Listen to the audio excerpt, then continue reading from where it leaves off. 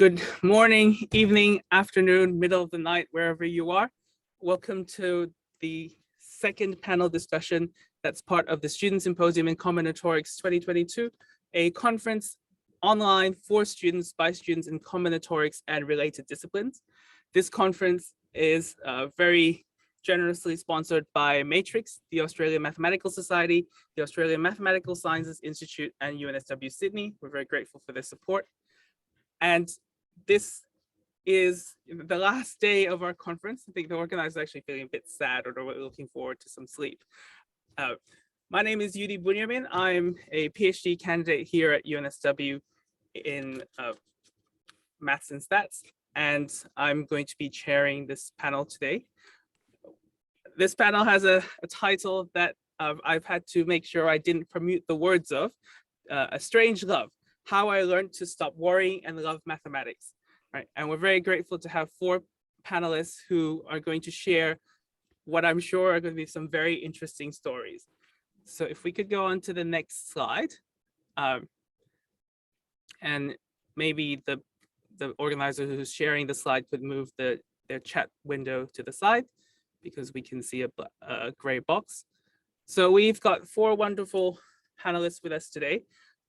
Josef Bisits from UNSW Sydney, Louise Campbell from the University of Adelaide, Catriona Croton from University of Queensland, and Pantea Pooladvand from the University of Sydney. So I would do a little intro for each of them, except I realized at some point that the whole point of this panel is to introduce them. I think that's what we're going to be doing from start to finish. So I thought I would just get them to do it. So I'm just going to rearrange the position of the cameras on my screen, and that looks right. So I think I'd like to start with I forgot one of the most important things. So for the audience, we welcome everyone to submit some questions for me to pass on to the panelists. So there is a Q&A feature at the bottom of your screen, and that's how you can answer, submit some questions. There is a chat feature, but please don't put your questions there. I will notice them more easily if you put them in the Q&A function. All right, and just keep them coming, and I'll pick out the questions as I think they're, we sort of start approaching those topics. Okay. So what I think I'll start with is I'll get each of the panelists to tell us about where they are now and a little bit about what it took them to get to where they are now, because they're all in mathematics now. Okay. So maybe we'll go in the order in which they appeared on the slide, which I didn't work out. I think it was completely arbitrary. So Joey, why don't you kick us off? Cool. Hi, everyone. Can you hear me okay? Yep, so as Yudhi said, my name is Joey, and I'm a PhD candidate in the School of Maths and Stats here at UNSW. And I'm in the field of oceanography. And that came about because I decided to do another undergraduate that I started in the second half of 2016. And then I ended up I did that in maths, sorry, and then I ended up doing honours with Associate Professor Jan Zika here at the school. And he was just very nice, very encouraging, and it's a really fascinating topic. So I just stuck with it, and here I am. Yeah. Joey sits like 3 meters away from me in the office, at least in theory, but because of COVID capacity in practice week, you're not allowed to be in there at the same time. So I've never done that. I've never broken any promises. Never done that. All right, next I might get Kat. Well, at the moment, I've actually literally just changed jobs, and I'm now working for a contract research organisation where I do statistics and programming. So it's really a clinical trials sort of area. So now I'm doing very much applied maths, applied statistics, and really more than I would have anticipated a few years ago, programming. Actually, I'm very much at that overlap kind of area. I once actually was an emergency vet though, and so I don't see it as a large jump, but everybody else seems to. So once upon a time I was an emergency vet, and I worked in that for nearly 20 years actually, and then made the move into statistics and increasingly into programming as well. All right, thank you, Kat. I think Pantea was next. Okay, hi everyone. Yes, my name is Pantea. So I am currently working as a lecturer and researcher at the University of Sydney.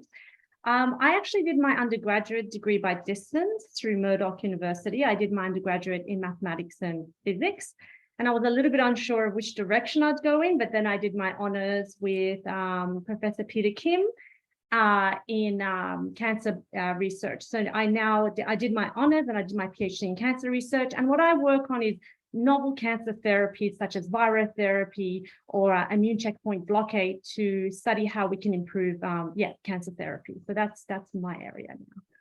Thank you. Lou? You're on mute. Sorry. Hi everyone, I'm Lou and I am a PhD candidate at the University of Adelaide in the School of Mathematical Sciences. So primarily my project and research is in the area of forensic statistics. So I did an undergraduate of mathematical and computer sciences, then honours in phylogenetics, and then moved into forensic statistics for my PhD, just because I love reading true crime or watching crime shows, that kind of thing. So it just fit perfectly for me to use that with statistics. So I'm looking at building a recommender system to be able to triage crime scene evidence because of limited time and resources by forensic scientists. You can't test everything that you find at a crime scene. So I'm trying to optimize what evidence should be tested for what particular crimes and assist those decision makers. So that's what I'm working on now. Yeah, thank you. Thank you. So I think, at least I think there's no doubt that all four of you are in the mathematical sciences at the moment. So, it is a combinatorics conference. That doesn't mean we can't talk about other areas of math, but I do think all of your areas have something to do with combinatorics. We had a plenary last night that was given by someone who works in math biology. Anyway, so Kat mentioned this a little bit. I guess we've been a bit sneaky and told the less surprising bit, asked the panelists to talk about the less surprising bit first. So now I'd like to get each of the panelists, we'll go in the same order again so that to help the audience remember. I'd like all the panelists to maybe tell us about what they did before they were in mathematics. So Joey, why don't you kick us off? So I initially studied double bass performance at the Sydney Conservatorium. So I did my undergraduate there, and then I finished that in 2010. And I did a few training schemes as part of that, and I sort of just worked as a freelance double bassist, mainly with the Sydney Symphony, Opera Australia and the Australian Chamber Orchestra for the last, well actually prior to COVID, for the last sort of 10 years or so. And then that just really involves you sort of week to week, you rehearse a piece and then do a concert. Or in the case of opera seasons, you might rehearse for 2 weeks and then do a month of shows. But yeah, so it's just playing in orchestras of all different varieties. So that's what I have done. I actually am pretty lucky because I still do it as a sort of part-time job. So it's pretty good. All right, Kat, you touched on this already, but do you want to talk a bit more about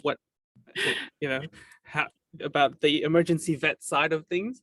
Sorry, I did go out of That's turn. okay. I apologize. Yeah, yes, I did I always find it funny because I feel like I finished high school and you're 17 and asked, what do you want to do with the rest of your life? And so my undergraduate degree was in veterinary science. And so I went straight from high school to vet at 17, did that for 20 years and loved it. But eventually I felt like it was I really wanted to try something new and to do something a little different. So I started doing by distance education, actually, a master's in biostatistics. And then that's how I did the move across to statistics. But I find it fascinating that I'm actually fascinated a person went before me to say that you worked in music and then came across. That's really amazing. So with me, I felt like mine potentially wasn't as large a jump as music to maths. Mine, I still use my biological sciences background in my day-to-day job. And my husband's actually an emergency and critical care veterinarian. So I still hear about cases every single day. It's like you're saying that you still do your old job. I feel like I completely have very strong ties still to the community from before. I still do research with vets. To me, it's still very much interwoven into my job now. I haven't left it behind. I feel like I brought it with me. Yeah. But I guess when you say you're emergency vet, we're talking, you're actually, working with animals, live breathing animals in front of you every day. And, you're not sort of in an office trying to figure out how to make the animals healthier. You're actually with the animals. It's true, but I find it funny because I feel, again, there isn't such an enormous move, because when I worked as an emergency vet, I had to talk to clients. I had to work out, I had to collect a history. I had to do a clinical exam. I had to, work out, I had to do diagnostic tests. And I actually approached doing statistics in exactly the same way. You talk to clients, you work out their research question, you look at the data set like as a whole, like you're doing a distance exam, and then I go closer and have a look at it more close up. I feel like diagnostic tests are kind of the same as statistical tests. So in a lot of ways, and I communicate in exactly the same way. So I feel a lot of my previous skills are actually brought across to what I do now. Okay. All right. Pantea? Yes, hi. So mine is probably a bit of a jump. Oh my God, how much time do we have? But I originally went to university. I did 1 year, and I was a bit like Kat in that way that I did, okay in mathematics at school. I had no idea what I wanted to do, but I've always been a person that's kind of like, it goes with my emotions and how much I like doing something. So I went into actuarial studies because I didn't know what else to do. And everybody said to me, you should just go do actuarial studies because it's a good job and it pays well. So I went to actuarial studies and I did 1 year. And this is not a lesson for anybody else, but I dropped out after 1 year and I left university completely and I went to the fashion industry. And I worked my way up into a buyer position at several different companies. And what I learned is that, again, the job may not seem like it has much to do with mathematics, but in fact it does, because as a buyer, you're not really buying fashion for yourself. You got to forecast and look at what's happening in the sense of numbers, so I really enjoyed it, but I was ready to kind of move on. I, again, still didn't really know what I wanted to do. So I worked full time and went back to university. As I said, I did my undergraduate degree by distance. I did mathematics and physics. And then I sort of branched into, cancer research. And then kept going from there as I loved it more and more and became more and more engaged. I don't think I was someone who was, really engaged to begin with. I enjoy problem solving, and that's what I liked about forecasting fashion as well, because it's problem solving. But I wasn't someone who was, fully engaged, but I became that way as I found my path, I guess. So yeah, that's kind of my story. All right. Lou? Well, I guess I'm quite similar to Pantea at the start, where when I was finishing up high school, I just had no idea what I wanted to do and had a lot of advice from, family members or teachers at school. And so in the end, I was good at maths at school, like reasonably good, not top of the class or anything. But I thought that I would really like to be a primary school teacher, like a reception teacher, young kids. And then but I had advice from my principal and my maths teacher that I would lack the intellectual stimulation, that after a few years of doing that, that I would really miss something that was engaging like maths. So I decided to do a Bachelor of Finance, and I was in that for about 6 months before I hated it. And the funny thing is that when I chose my electives, I chose biology, which had nothing to do with the Bachelor of Finance. And anyway, 6 months later, I dropped out because I just wasn't doing well and I didn't like what I was doing. And so I took a bit of a break, and I decided to refresh, I guess, my computing skills by doing like a small course at a business college. Then I ended up getting a job at a financial planner, just in a financial planning firm, just in like reception work and client service work. And then eventually worked my way up there, did a bit of study through them to the point where I was a financial planner. So this was probably over a 10-year period. And I enjoyed it. I enjoyed the, I guess, the real logical side of things. I enjoyed interacting with clients and having client meetings and those relationships. But I just was so bored by things like, I hate watching the Business Channel or reading the Financial Review. Which makes it really hard if you're a financial planner to say, well, what's our dollar going to do if Greece's dollar plummets? And that just did not interest me. So then I had a baby, and once he was about 18 months old, I thought, right, I've had some time off. If I wanted to change, I need to change now, because if I go back into financial planning, I won't leave. Like, I'm quite the loyal employee who won't leave. And I just thought, no, I need to change. I need to do something different because I just don't like it. So I decided what most people say to me now, that, oh, you do maths, you must be going to be a high school maths teacher. I thought, what did I love at school? I loved maths and biology. Well, what am I going to do with maths? I'll be a high school maths teacher. So I came back to do that. But I actually didn't like the teaching side of things, even though I loved teaching at uni, but I didn't like the subjects of the teaching. So I just did straight maths. I did biology as my elective. So I've done a whole bunch of genetics courses and things alongside maths. And I loved it. And I just found I didn't want to leave. So I ended up doing honours, which is something I never thought I would do. And then I never thought I would do a PhD. And then, you know, after honours, I still didn't want to leave. I just loved it so much that now I've gone into doing a PhD. And yeah, I guess I'm just a little bit surprised at where I am today, because I did not think that this is where I'd be, but I love it. I think it's, yeah, I mean, there's, you know, when we sort of contrast what you used to do versus what you do now, I think regardless of how much you feel like they're not too different, I think to the random person on the street, they sound like completely different things.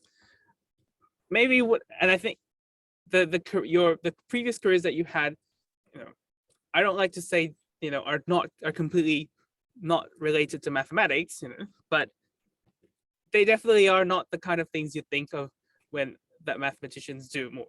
So one of the things I'm really interested in is, and I guess Lou touched on this a little bit, is did you leave your previous careers because of mathematics, or did you leave your previous careers and then went to find something else to do and it turned out to be mathematics?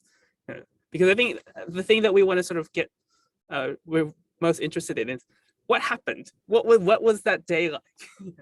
So I'm happy for anyone to chime in at this point. I think for me, it was more of an evolution than anything else. It wasn't a sudden jump out. I liked my job. I just wanted to expand my knowledge base.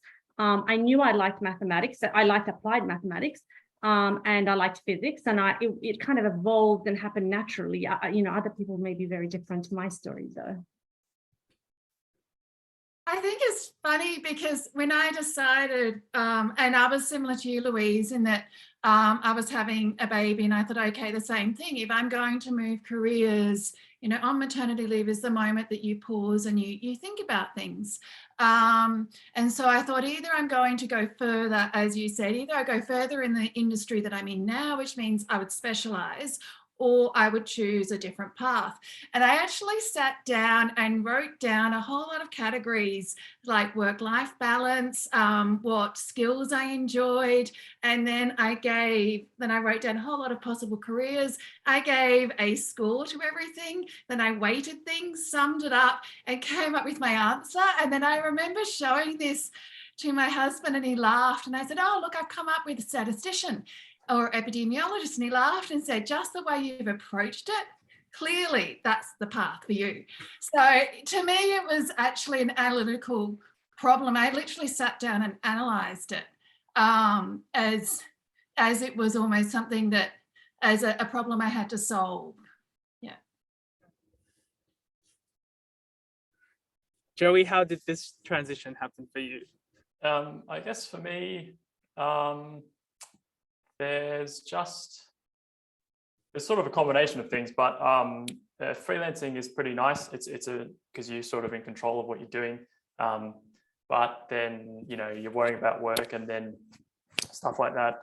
So I just thought, well, probably a bit similar to what's already been mentioned, that if I'm going to keep doing what I'm doing, I'm going to be sure. And the way to be sure was to try something else. And if I didn't like it, that's no big deal. I just keep doing what I'm doing and I'll enjoy it.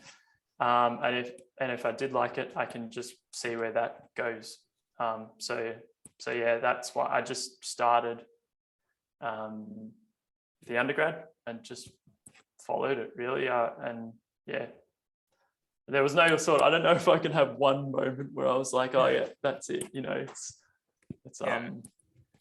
I actually like that answer more. The idea of experimenting with something. I feel like I've always been very careful and analytical about things, and I love the idea of experimenting and just trying something. Yeah, worst problem would have been a little bit more extra pay, but no big deal. But I guess, like, Joey, you didn't go and try 3 different degrees and and then the best one ended up being maths. So I guess you jumped into a bachelor's degree here in maths, and I guess never left. And why was, of all things, maths? I mean, it's even for people who just out of high school, it sometimes is unimaginable that someone would choose to do a maths degree. Well, I guess it was something I did. I didn't. So whilst that answer might have made it sound like it just sort of happened quite quickly, it was a thing I thought about sort of for quite carefully for sort of 6 months, and I actually thought I wanted to do philosophy. But the issue with that was that I already had this sort of arts-based degree, and I was like, I'm not really sure if I want to go back and do something so similar. And then I had a lot more time to read back then, and I happened to be reading a book, and it was on the history of infinity, written by a writer I really liked. And I was reading it and I thought, oh, yeah, this is pretty interesting, isn't it? And then that sort of actually jogged my memory that I was like, oh yeah, 10 years ago, I really liked maths at school. And then I spoke to my parents, who I usually do. They're really, they know me better than anyone. And they said, oh yeah, that's a good idea. Why don't you just give it a go? And I think by the end of the week that I'd read that book, I thought, oh yeah, that's what I'll give a go, because it has that broad applicability. It was something I was interested in, and it just, rather than sort of going into that more arts line of things, which I would have happily done and probably would have enjoyed it, I was able to sort of basically make my skill set a lot broader for the future. I guess the interesting question is, why maths, right? And I was, I enjoyed it really. Yeah. It's a process thing, I think. Like when you learn a piece of music, you start it, they give it to you, you play it for a bit, you go and play it to someone, sort of, oh yeah, maybe you could try this, maybe you could try that. Like that's not that different from research, really, is it? I sort of scribble away for a bit, I try to run some code, run some simulations, I go and show it to Jan, oh yeah, maybe try this, maybe try that. So maybe it's even just that whole process that's enjoyable for me. Could be. I think that it's also such a transferable skill. I mean, when I decided to do it, I actually thought I was going to stay within my own career, within my own space. I just thought I was going to work my way up, maybe, because I actually liked my work. I didn't not like it. I just ended up liking this more, so I transferred. But I remember when I picked it up, it was because I liked it and I thought it's malleable, like it's transferable. You can use it with anything.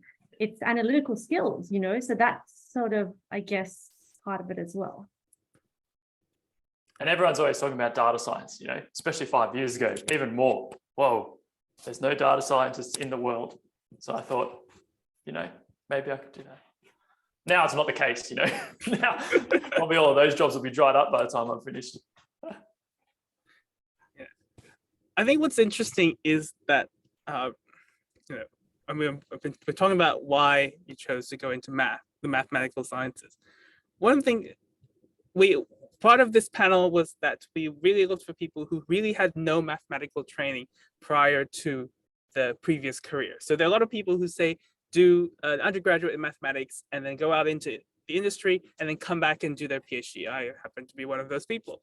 But you know, one of my questions is when you chose maths, however instantaneous or gradual that was, because you've all gone far enough into your mathematical careers to be at a stage where you're specializing, right?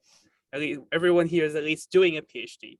So my question is, when you chose maths, did you know that you were going to end up in the area you are in now? Or did you choose maths partly because you wanted to go into math biology or oceanography, mathematical oceanography, or whatever area you're in now?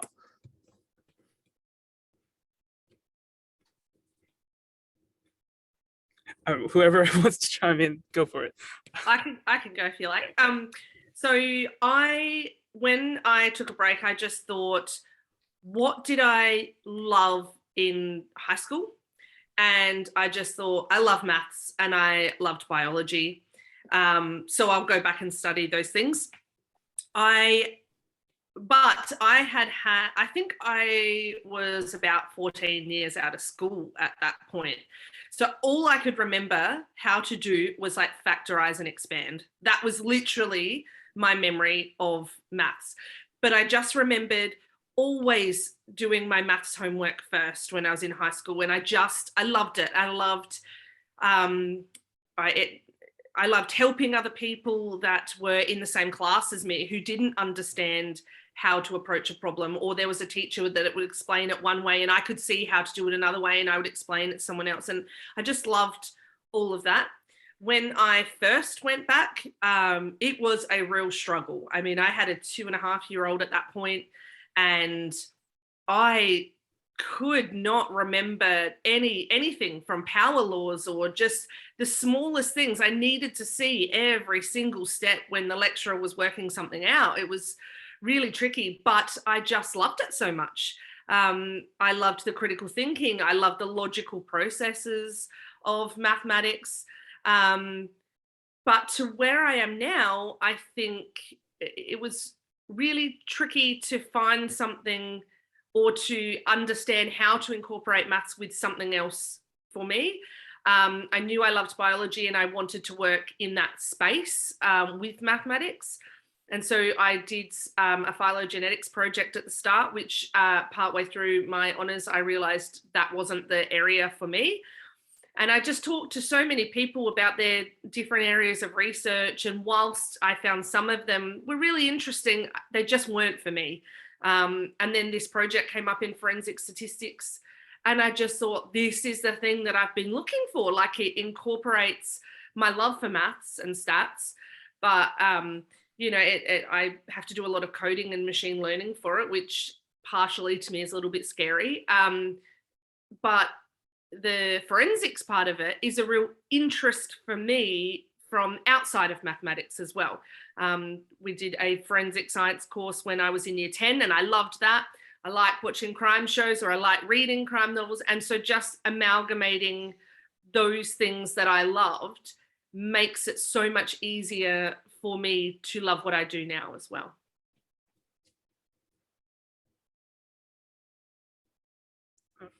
Pantea looks like she was about to unmute. Wait. I know, I can't stop talking. I'm one of those people. That's why you're here. That's why you're here. That's why I'm here. I'm definitely, I wish I was more like Kat and I was a list person. I can't, I tried. I am a very much just take the next step in life person. So I'm like, okay, so I like my job, but I want to get, you know, I wanted to learn mathematics again. I like mathematics at school. And as I said, I found that I thought that it was a very transferable skill to have. So it was very much one foot in front of the other for me. And I mean, I do have a personal story when it comes to cancer research, because I lost my father to a glioblastoma while I was doing my undergraduate studies. So once the opportunity came up to actually contribute to the field, it sort of sang out to me, as well as the fact that I enjoyed the population dynamics and modeling those things. I really enjoyed mathematical modeling.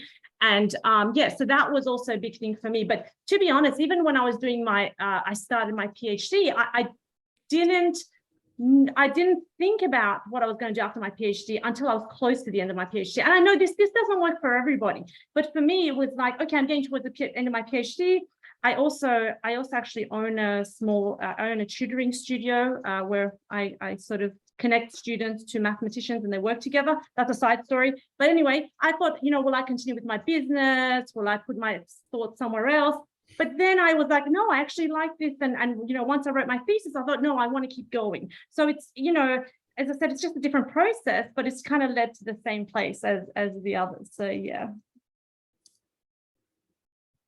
It's funny because I think I'm similar in that I loved it in high school, but like you guys, it was never really presented to me as a career. So again, when you're 17 and asked to, given you a bit of paper to fill in your university courses, I mean, I didn't even have my learners. You know, I wasn't allowed to get married or something, but I'm supposed to now fill in something to say what my career is. Like when I look back, it's crazy. So I remember saying to my parents, actually, hey, I like maths and, you know, do you reckon I can make a career out of this? And my dad, who literally does modeling for a living in hydrological modeling, was like, oh, no, I don't think that's a great choice. Why don't you go do medicine or vet or law? Like those were the options presented. Exactly. Exactly. And actually, actuarial studies was one option that was presented. That's right. Options. And financial, that was another one, but it wasn't actually presented as a true option. And even when I wanted to return to it later on in life, I actually had to justify, like Joseph, I had to justify to my parents how this could even be a potential career. And I literally had to show potential statistics jobs to say, I'm not, you know, moving away from a career with a guaranteed job to something with no job. This has potential. So it was actually, to me, it was returning to something I enjoyed.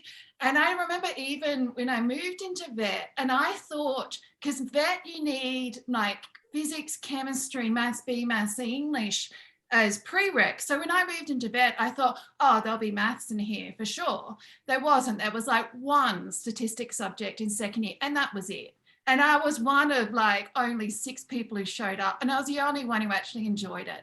So I was actually returning to something I enjoyed, I would say, rather than, moving on. Yeah, sorry, I talk too a lot. Okay. No, that's good, Kat. I actually think that exactly why I've actually opened up that studio. And this is why the studio has been successful with students, because it gives them the chance to work with people in mathematics and actually get a sense for what that means. Maybe when we were 17 and 18, we'd had that opportunity, we'd have a bit more of an idea of like the kind of things that you can do. But I love that comment. It's very true. Joey, what did you ever imagine the maths you would be doing would be oceanography? No. But I guess because I started in the undergrad, I was like, I kind of enjoyed applied mathematics a bit more, probably because pure maths is pretty hard. Actually, I mean, it's all pretty hard, but yeah, some of that stuff, I was like, that's enough of that. So then I mainly did applied maths in third year. And that gave you a taste of a lot of different subjects. And so by that stage, I thought if I just wanted to do honours at that stage, just because I thought, why not come that far? And I was looking at either oceanography or biomaths partly because there's a lot of great people here and they were just subjects that interested me sort of straight away. I didn't have to like read too much about why they might be important, which I'm not being mean about any other subject.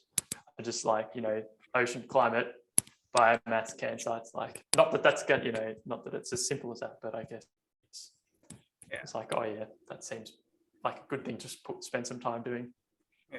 Yeah, this is a combinatorics conference, and combinatorics is I know. traditionally pure maths. I don't feel like it should just be pure maths, but I guess you touch on something really interesting there, which is the four of you are all in areas of maths that we would consider more closer to the applied on the spectrum than pure, right? And I must admit that we did find it, we were hoping that we would find someone out there to be on this panel, to join us on this panel, who is now in pure mathematics, but we didn't succeed in that. And I was just wondering if you think that the fact that you have been in a completely different career has influenced going into applied, because I don't think it's that obvious that you know, I would think that someone would go, oh, I want to change and I'm going to go and do the most different thing from what I did before, and that would be pure maths. That's completely true. I think if I had gone into maths straight out of high school, I would have done pure theoretical maths, no doubt about it. But when I'm returning, having done an extremely practical career for nearly 20 years, I couldn't imagine that. It had to be something deeply practical. It had to be something where I could see a real world outcome immediately. And ideally, it had to have impact in a way that I found meaningful on disease or whatever, but it had to have an immediate practical impact, or I just wasn't interested. Yeah.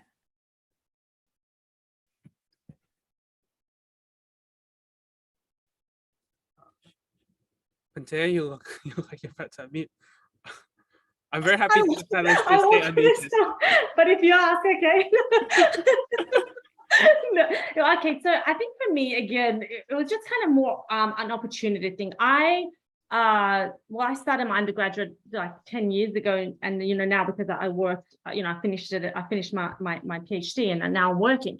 I think for me it was more of an opportunity thing than anything else. I think because I did my undergraduate by distance, and my uni happened to be a very practical university. Murdoch was a very, I don't know what it's like now, but you know, the maths courses were very applied. That's where I fell into, and then I, you know, just made the best of it, and I enjoyed it, and I got in there. But maybe if it was more, we had more pure options, maybe I would have taken that route. I don't really know. I'm very open to different sort of ideas. So it just happened to be that path for me. Yeah.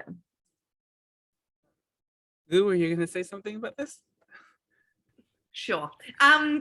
I think for me, coming back to uni after such a huge break, and what I felt like I could remember and what I couldn't, doing any sort of pure maths was just so much more extremely hard for me than applied maths and statistics. That just seemed to feel more natural for me. And so I think I got really quite scared away from pure maths. Trying to prove things just was I found that very difficult. Yeah, I guess that's pretty much what I have to say about that, is that it was really what I found tricky when I came back. And yeah, I don't know. I still don't think that I would have gone down the pure path had I done maths straight out of school. I think that I still would have ended up in the applied area and trying to, I really like multidisciplinary things. So, you know, incorporating that biology with the mathematics and things like that. So I think I always would have been in applied or statistics. It sounds like it's not necessarily a causation, but more like there's a confounder somewhere that we. Sorry, my stats background is coming out now. Yeah. So I guess we've been getting a few questions from the audience, and I did want to wait a little bit to maybe bunch them up together. And I think one of the things that the audience is most interested in, and certainly I am as well, is, you know, you're all very unique type of mathematician, right? Based with your experiences. I think we're all very curious to know how your, you know, careers in something else have influenced the way that you do mathematics today? Good or bad? Well, one thing I think people underestimate with, or not underestimate, sorry, but one thing I think musicians underestimate is how much work they actually put in to get where they are.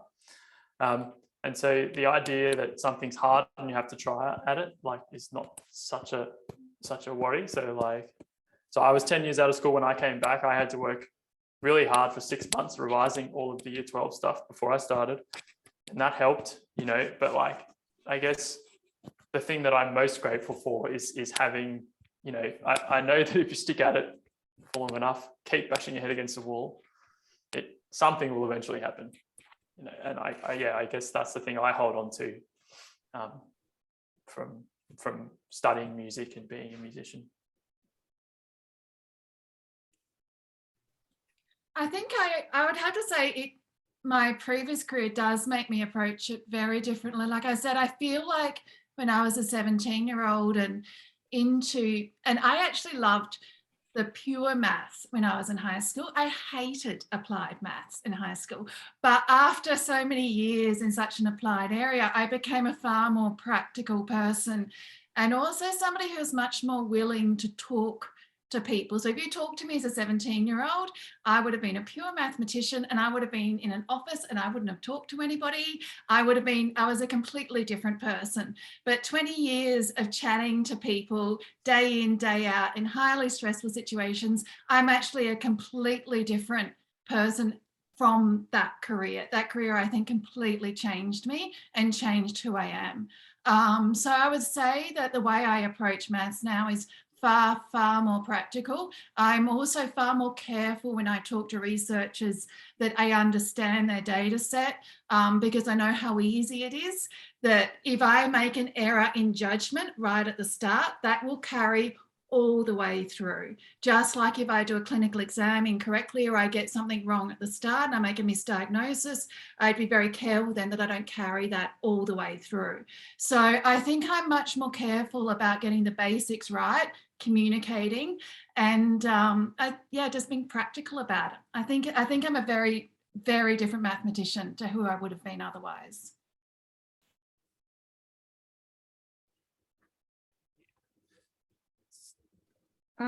I think for me, it's been very much, I think one of the really good gains of having worked in someone like the fashion industry, which is very highly stressful, very, here today, gone tomorrow.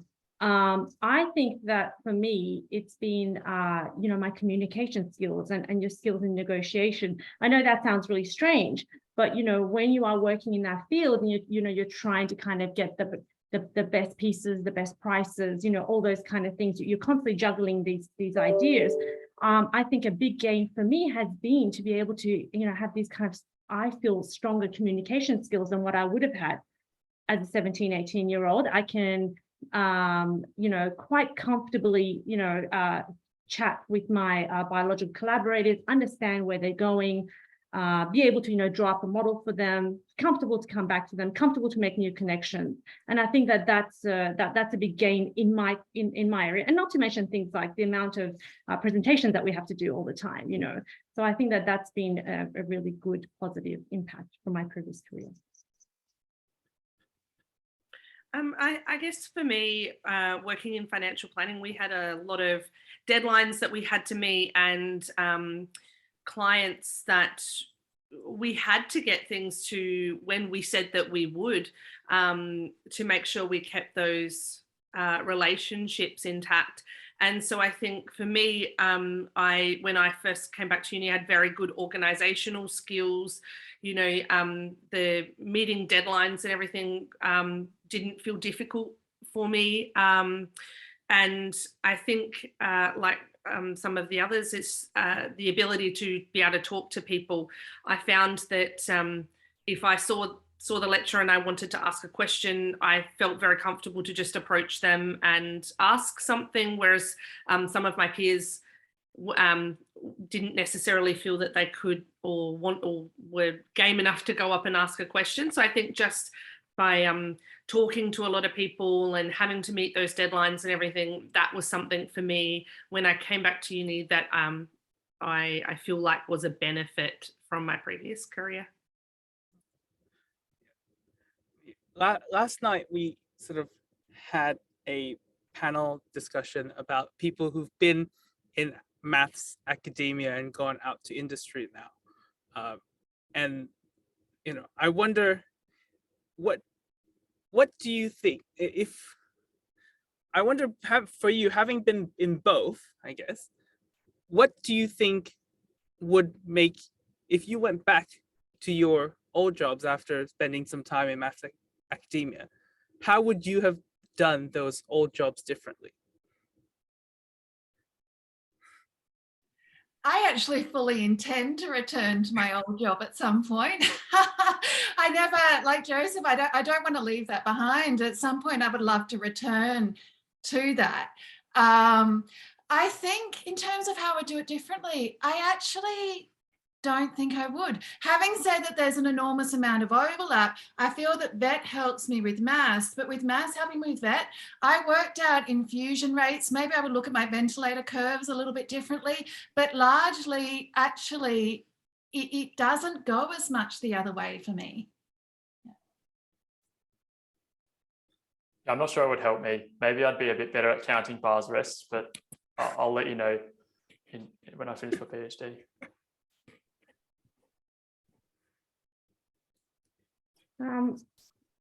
I think for me, it would change a little bit in the sense that there is, I feel like the scientific method is a little bit more ingrained in me. So maybe the way that I would approach a problem would be a little bit more systematic. That sort of way of dissecting problems, I think mathematics teaches you to take a complex problem apart. And I mean, not that you weren't capable of doing that before in your previous job, but I think for me, definitely, it's just the way that you approach a problem and the way that you dissect it and the way that you put the pieces back together is a little bit more, it's just a little bit more systematic now. I think that very similar to Kat with that one is that I don't think that it would change the way that I would have worked in financial planning too much. Maybe there's some things that I don't realize that I would do differently, but yeah, I don't think it would change. But I don't ever intend to go back into financial planning. Why not? I was going to say, to me, it's I always feel, how you said you felt a little, confronted by returning to maths. I feel like such a dummy with finances, and I know I'm now a statistician and an applied mathematician, so on. I look at the finances and I look at inflation and CPI and everything, and I feel so confronted. I'm trying to educate myself about that. Yeah. I think that highlights one. I think this is pretty interesting, right? I think this highlights one thing that I've sort of observed over the past few years, which is we often sort of put out this message as the maths community that maths is really useful, it's very transferable, and so on. But I think it's still almost like an open problem as to precisely or reasonably precisely explain why that is, right? Because I think it's not obvious to us, if you were to, after doing maths for a very long time, go into something else, how that would help. It's not very obvious how it's transferable. I don't know. Does anyone have any thoughts on that? Maybe I could write some code that would just easily put together someone's financial plan and could whip it up a lot quicker than sitting there typing in a Word template and changing all these things. That could be something I could use, incorporate a little bit of data science and programming. And maybe with NLP as well, so I can just type a Word document. Yes.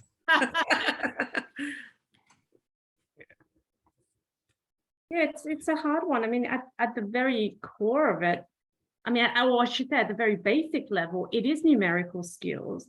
It is understanding how to take complex problems apart, and that is a transferable skill. It is a highly useful skill. I think the issue with mathematics is that, and again, I'm going to come at this a little bit from the fashion market. We don't know how to market it. We don't know how to tell people how important it is and why they have to have it. In the fashion industry, we're really good at marketing things to people. We can make people feel like they have to have that thing. Otherwise, their lives are not going to be complete, right? So not that we have to go that strong with mathematics, But I think we haven't done a very good job, personally, at like, showing that to people on a bigger picture. As Kat was saying, the jobs that are sort of put out to you are like financial math and actuary or, high school math teacher, and they're all great jobs, but there is, as I said, studying mathematics is a core skill level. And yeah, we haven't learned how to show, show that to people. And that, as I said, is a marketing tool. So yeah. I think COVID might have changed. I don't know if we feel that COVID's changed that a little bit, because all of a sudden people are talking about epidemiology in a way that they hadn't before. And I feel like maths then came more to the fore with epidemic curves and so on. I don't know how people feel about that, but. When like I mentioned earlier, when we were putting together this panel discussion, it was very hard to find people with this shared experience. So the organizers were almost joking that we were going to start some new club, like we were going to start some new, Maths Lovers Anonymous or something. So I wanted to give you a bit of a chance, maybe, if any of you feel like there's some experience that you have that, you haven't found anyone else who can relate to that. I'm almost inviting you to ask each other questions at this point.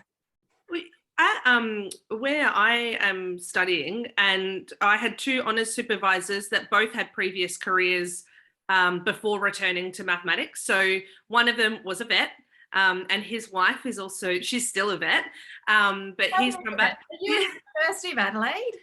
Yeah. Jono? Yeah. So I'm doing a PhD as well, and he's my co-supervisor. Oh, really? Yeah. No, since I found a vet that was doing statistics, I was like, I want that one. Yeah. Yeah, and he likes to joke that he's doctor because he's a vet and now has a PhD. Yeah. And so there was my other honors supervisor. He was a chef before he came back and did undergraduate in maths.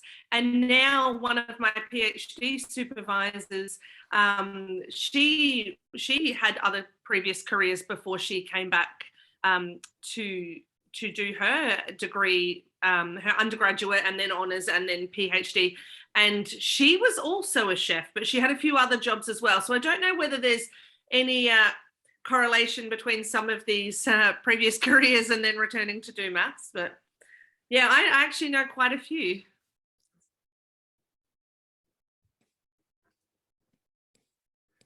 Joey, do you have sort of any experiences that you sort of haven't been able to, find someone who relates to it? I'm not sure. Yeah. I don't know too many people. I don't know too many other musicians. I know lots of other musicians who have done something else. You put it that way.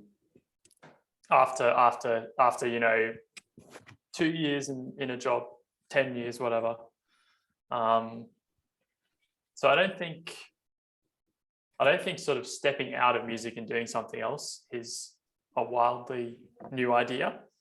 Certainly not some trailblazer or anything. I think I've just got different people. I ask different questions. Yeah, so it's like there's an amazing group of young guys I went through the courses with here, and so that was like my maths world. My partner called them my maths friends, and then there was people I worked with and stuff. Yeah, but everyone I found, I mean, I don't know if this is related, but I found everyone who I knew from work was really supportive and thought it was a good idea. So it's like, they didn't view it as me saying, oh, I'm out of here or whatever. So I don't really know if that's related, but no, yeah. I've never really thought about that. It's a good question. I'll save it for next year's symposium. We can chat about this when we're allowed to be in the office together. Yeah, that's right. Yeah. I have to admit, when I decided to change careers, I actually did go and seek out people who had had another career and then moved into epidemiology or statistics and talked to them. And it's not unusual, as a saying, for vets to move on. And a lot of them, you remember, to get into vet, a lot of them have done Maths B, Maths C, chemistry, physics. So some of them do end up moving into statistics.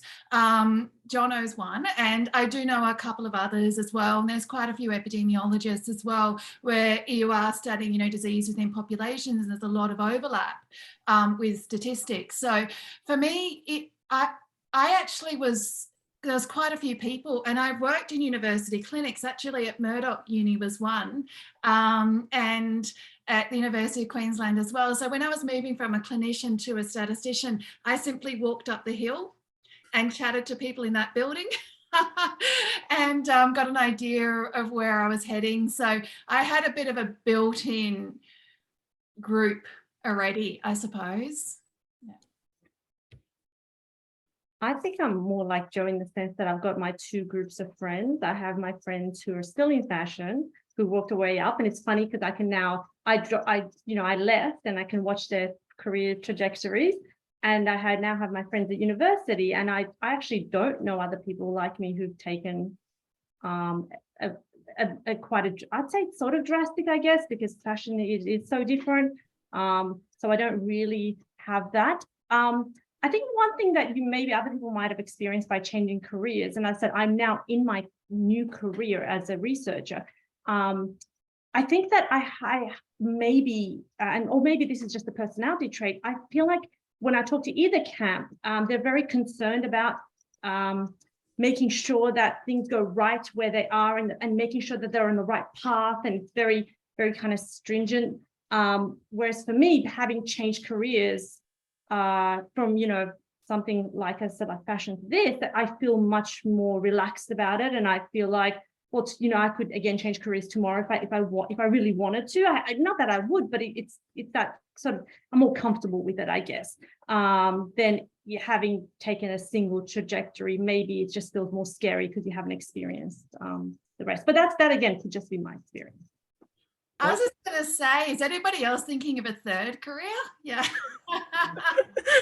Don't leave math. I was thinking of there's other things I'd love to do. Philosophy is one, actually, but yeah, not sure if I'll get time. Yeah. Well, then we'll have a panel discussion of people who've had a third, gone into maths and left. So unfortunately, we're running a bit out of time. I might just go over a tiny bit if that's okay. And I hope that I've sort of addressed everyone in the audience's questions in some way, some form or another. Sorry, I'm not sort of addressing them directly. To sort of finish off, I wanted to ask what's probably a very cruel question, which I guess means that you get to answer by not answering, which is, if you had your time again, would you have gone into maths right away out of high school?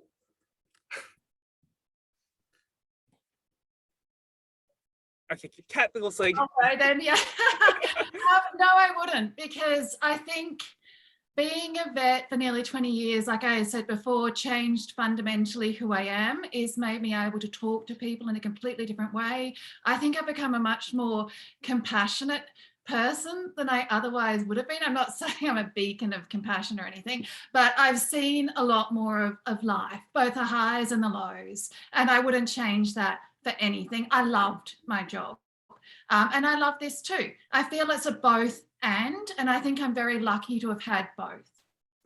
I think I was going to mention that I think the reason why I wanted to end with this question is because I think it's not obvious if the answer is obvious. So I think Wu was about to, someone looked like they were about to unmute. I can go, that's okay. I don't think I would either. I don't think I would change things. But I do see that, and this might just be for me personally, but there obviously were challenges that I think I faced from having that other career first. But also some of those can be from being a parent of a small child whilst coming back. Like, I know that I said how I found pure maths or the proofs really tricky, and Joey made a good point that he worked really hard to be able to understand things before he came back. And I would love to have done that. I wish that I could have gone through like, you know, a year 12 textbook and done those things beforehand or something to better prepare me. But I think having a small child, for me, it was just tricky. I just didn't quite have the time or make enough time perhaps to do that. So, you know, maybe things would have been a little bit different if I didn't have that other career first, but I don't think I would have changed anything. Whilst I say I definitely don't want to go back into financial planning, I did enjoy a lot of my time in there, and I think I did get some really great skills from that industry that I now transfer into, you know, I guess my mathematics career. But I feel like the advice or that I would give now to students in high school would be very different. You know, I really felt that I had to pick what was going to be the career for the rest of my life. And, you know, I liked numbers. So people were like, you know, accountant or finance or this kind of thing. Whereas now I tend to tell high school students, just follow what you love and what you enjoy. So if you love maths in high school, you can always enroll in a maths degree and see what happens, see what doors open, see what you see from other mathematicians or guest speakers that come in and what they do with maths. Or, you know, but the same goes for if someone really loved their psychology subjects or their legal studies, you know, just continue on with what you love, because the studying will be easier, I think, for you if you really enjoy and love what it is that you're doing.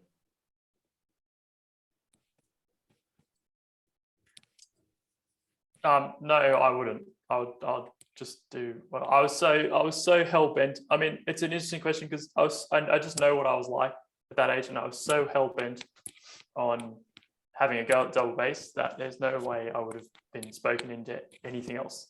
The only thing that would have changed is that, and I think it is something that maybe should be thought about a bit more from a musical education point of view, is to encourage people to do combined degrees a bit more. It wasn't especially easy when I went to the con to Sydney Conservatorium, that is, to do a combined degree because the campus is so segregated from the main campus. So I think if there was, that's what I would tell someone if they told me they wanted to do music now. Do it with something else that you're interested in, and then you've done something and you know, and but I wouldn't change what I did say. Like, it's a bit hypocritical to say that. And for our international audience, the Sydney Conservatorium is just a stone throw away from the Sydney Opera House. Mm. Yeah.